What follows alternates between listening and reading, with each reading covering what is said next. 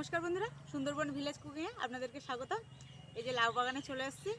তো এই লাউ কেটে নিয়ে গিয়ে চিংড়ি মাছ দিয়ে একটা অসাধারণ রেসিপি বানাবো। তো বন্ধুরা প্লিজ পুরো ভিডিওটা আমার সাথে থাকবেন।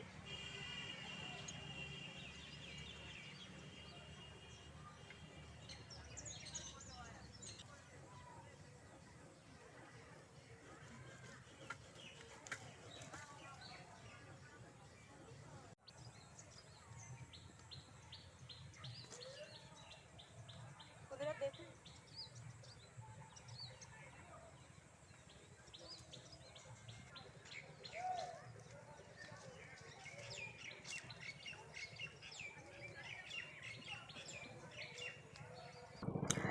বন্ধুরা আপনারা দেখলেন লাউ বাগান থেকে এই লাউটা তুলে নিয়ে আসলাম।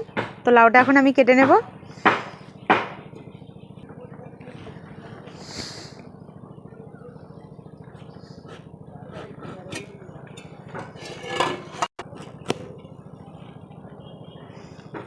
দেখুন বন্ধুরা পুরো কচি লাউ।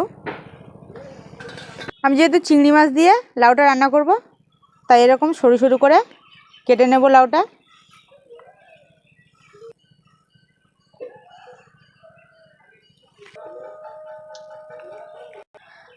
আমি প্রয়োজনীয় লাউটা এইভাবে টুকরো করে কেটে নেব।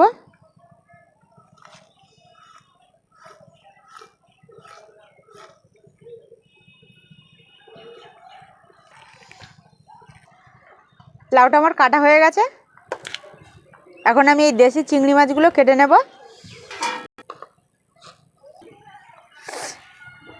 এখন এই নদীর চিংড়ি মাছগুলো কেটে নেব।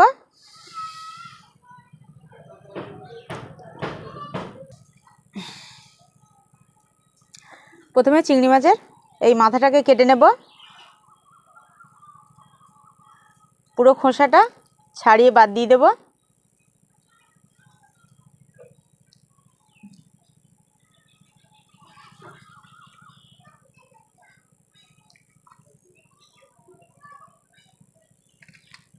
প্রত্যেকটা চিংড়ি একইভাবে কেটে নেব।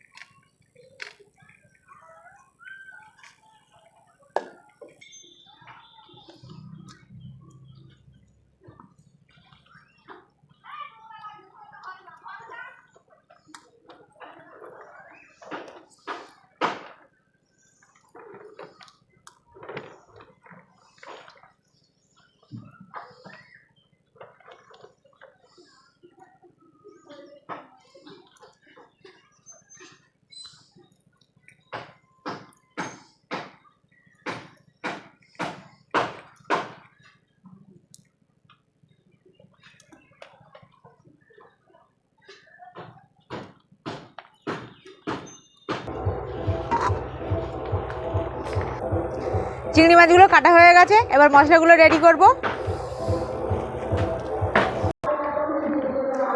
উনানটা জ্বলে গেছে, কড়াইটা বসিয়ে দিলাম। লবণ আর হলুদ দিয়ে চিংড়ি মাছটা ভালো করে মাখিয়ে নিলাম। কড়াইটা গরম হয়ে গেছে, এবার তেলটা দিয়ে দিলাম কড়াইয়ের মধ্যে। এখন চিংড়ি মাছগুলো ভেজে নেব। চিংড়ি মাছগুলো আমি হালকা করে ভেজে নিয়েছি, বেশি ভাজবো না, তাতে করে স্বাদটা নষ্ট হয়ে যাবে। ভালো করে তেল ঝারিয়ে চিংড়ি মাছগুলো এই বাটির মধ্যে তুলে নিলাম।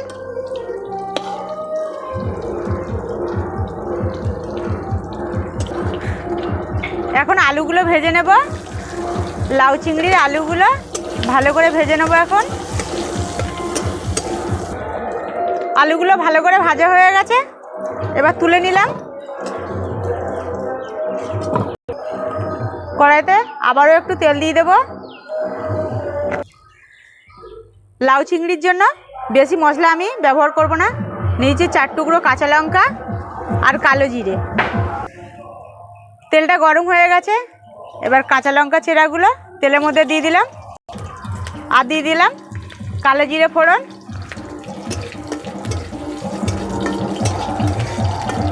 এবার কোচানো লাউগুলো মশলার উপরে দিয়ে দিলাম, লাউয়ের মধ্যে স্বাদ মতো লবণ দিয়ে দিলাম, পরিমাণ মতো হলুদ দিয়ে হালকা করে নাড়াতে থাকবো যতক্ষণ না হলুদ আর লবণ লাউয়ের গায়ে মিশে যায়। এরপর ভেজে রাখা আলুগুলো এই লাউয়ের মধ্যে দিয়ে দিলাম, দিয়ে আবারও ভালো করে নাড়তে থাকবো।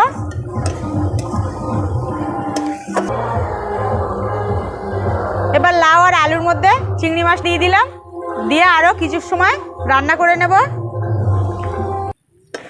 বন্ধুরা, আমার লাউ চিংড়িটা হয়ে গেছে, এখন আমি নামিয়ে নেব।